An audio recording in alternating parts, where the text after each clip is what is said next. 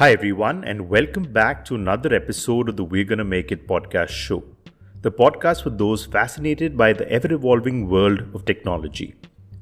Today, we're diving deep into the latest buzz in the Bitcoin ecosystem, the introduction of runes, a new fungible token protocol promising simplicity and efficiency.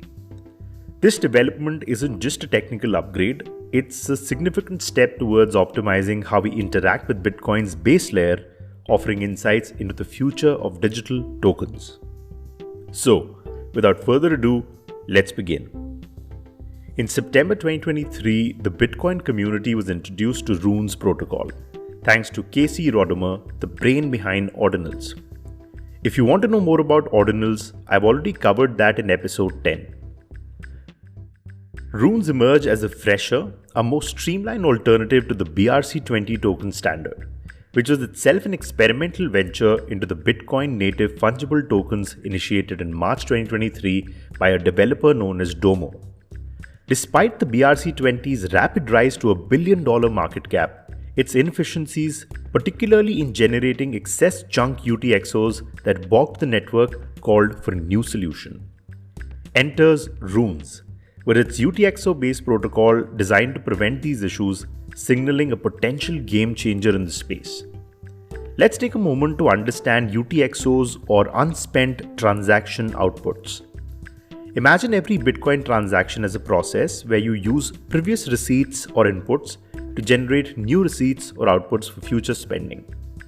A UTXO is essentially a piece of digital currency that hasn't been spent and is waiting in your digital wallet for future transactions.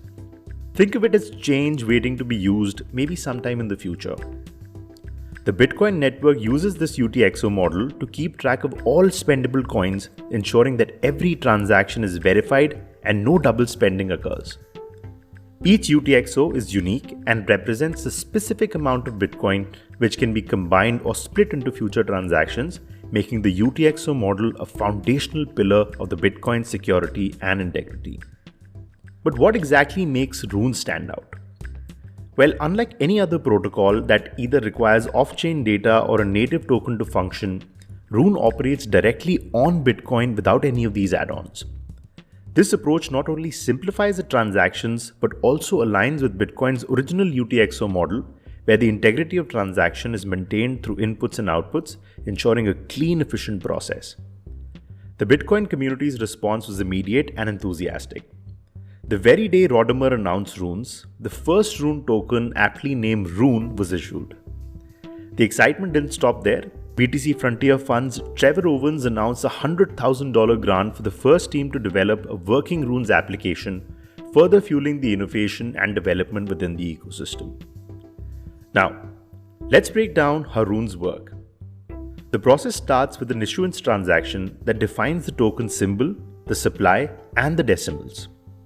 This supply is tied to a specific UTXO, allowing for efficient tracking and transfer of Rune tokens across the network. Transfers involves splitting a UTXO into new ones, each holding different amount of runes, streamlining the distribution process. A pivotal aspect that sets Runes apart is its innovative approach to storing the data on the Bitcoin blockchain. While the Ordinals protocol employs the witness section, a part of the Bitcoin transaction which is designed primarily for signatures and script execution, ensuring transaction integrity without directly affecting the transaction's computational load. So Runes here opts for a different path with something called OP return. OP return is a specific opcode in the Bitcoin scripting language that allows for a small amount of arbitrary data to be inserted into a transaction. This data, while not directly affecting the blockchain's operations or the transaction executability, is permanently recorded on the blockchain. Using OP returns, Runes capitalizes on this capability to embed the data more efficiently, providing a streamlined and accessible way to record and retrieve information. This strategic choice not only marks a clear departure from how previous protocols handle data, but also enhances the functionality and scalability of Runes within the Bitcoin ecosystem. Moving on, the emergence of fungible tokens in Bitcoin, marked by the rise of Ordinals and subsequent standards, signifies a growing interest in leveraging Bitcoin's base layer for more than just transactions. While the BRC20 and its successor, the ORC20, aim to introduce efficiency and address challenges like limiting naming system and double spending, Rune takes this ambition a step further. It's not merely about creating tokens now, it's about enhancing the ecosystem's functionality and accessibility for users and developers alike. Now, one might ask, why runes at this point in time? Well, to understand this, we need to step back into a bit of recent history. Casey Rodmer had initially developed the Ordinals protocol primarily for the purpose of enabling art and NFTs on-chain. However, the introduction and subsequent popularity of BRC20 tokens shifted the landscape, showcasing a burgeoning demand for fungible tokens within the Bitcoin ecosystem. So, let's take a look at the impact Ordinals and runes might have in this space. The first one could be about innovation and accessibility, because the introduction of Ordinals and runes signify a leap towards harnessing the full potential of Bitcoin blockchain. By enabling unique digital artifacts and fungible tokens directly on Bitcoin, these protocols expand the utility of the world's first cryptocurrency beyond its traditional use of store of value and medium of exchange. This innovation opens doors for artists, creators, and developers to engage with the blockchain in new ways, making Bitcoin more accessible and versatile. There's also the topic of decentralization and community engagement. Both Ordinals and runes embrace Bitcoin's ethos of decentralization. By allowing for the creation of NFT-like assets and tokens without the need for native token or reliance on external numbering systems, these protocols encourage a broader participation base. This democratization of asset creation and management fosters a stronger sense of community and engagement within the Bitcoin ecosystem. The final one could obviously be the economic implications. The speculative value that's generated through trading and minting of ordinal inscriptions and the potential rule tokens introduces a new economics of Bitcoin. This could lead to increased liquidity and novel financial opportunities within the crypto ecosystem, potentially attracting new investors and enthusiasts. Now, let's look at some of the counter arguments here. The most common one is network strain and transaction fees. One of the significant criticisms leveled against the surge in ordinals and the potential increase in activity from runes is the strain on the Bitcoin network. The creation and trading of these digital assets have led to increased transaction fees and the concerns over network congestion, raising questions about, is this really good for scalability and efficiency of the Bitcoin network or not? The next one could be complexity and user experience, because while innovation is celebrated, the complexities introduced by these new protocols may pose challenges for the average users. Navigating the complexities of ordinal inscriptions, rune tokens, and the nuances of UTXOs could deter the less technically inclined individuals, potentially limiting the mainstream adoption and usage. And finally, the main point, debate over Bitcoin's identity. The evolution has brought about ordinals and runes, which has sparked a philosophical debate within the community about the Bitcoin's core identity and purpose. Purists argue that introduction of NFT-styled assets and tokenization distracts Bitcoin's original mission as a decentralized currency, while innovators see it as a natural progression of technology's capabilities. So this demand is highlighted as an opportunity. While majority of these tokens might not have substantial utility, their persistent popularity suggested that a well-crafted token protocol could not only enhance Bitcoin's utility, but also attract a flurry of transaction fee incomes for developers, users, and miners. This realization led Casey to unveil runes in September 2023, aiming to create a more straightforward and efficient token protocol that operates seamlessly with Bitcoin's existing models. It wasn't until the blockchain event in Taipei that Casey pinpointed the launch of runes to coincide with Bitcoin's fourth halving, setting the stage for a significant moment in Bitcoin's ongoing evolution. The timing, carefully chosen, underscores the protocol's anticipated impact on the ecosystem. The conversation around runes isn't just limited to its official protocol. The announcement spurred a flurry of activity among developers and speculators alike, with several projects quickly moving to align with or build upon the runes concept. These developments, coupled with the range of projects leveraging the pre-launch hype, indicate a vibrant ecosystem which could be brimming with anticipation and innovation. Specific projects like RSIC and Runestones have already begun leveraging the Ordinals platform to build a community and consensus ahead of Rune's official deployment. These efforts, marked by strategic airdrops and community building activities, highlight the creative ways in which the community is rallying around this protocol, eager to explore its possibilities. As we edge closer to the Rune's launch, the discussion naturally gravitates towards how one can participate in this ecosystem. With Casey at the helm, the initial set of tokens numbered 0 to 9 is set to kickstart what promises to be a dynamic and engaging addition to Bitcoin's first layer.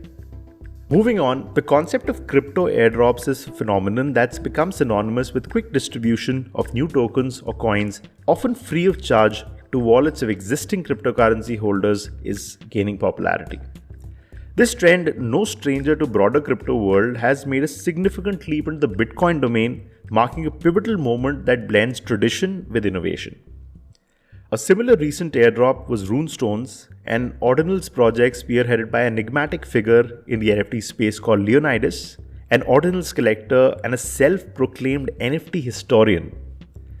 This project distributed over 112,000 runestones to wallets that held 3 or more inscriptions from any of the sprawling collections within the Ordinal space, a move that sparked immense anticipation and excitement. Its price presently swings between 0.04 to 0.05 BTC. But before we delve deeper, let's clarify some terms for our listeners. Ordinals inscriptions are just like Ethereum's NFTs, represent a breakthrough in utilizing Bitcoin blockchain for more than just financial transactions.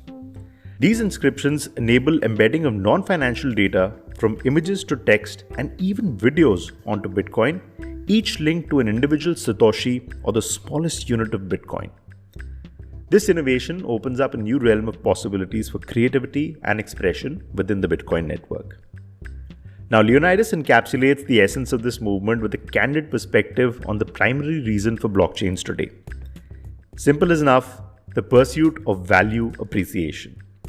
This philosophy underpins the distribution strategy for Runestones, aiming to establish the top meme coin in the world within the Bitcoin ecosystem, a vision that resonates deeply within community's ethos.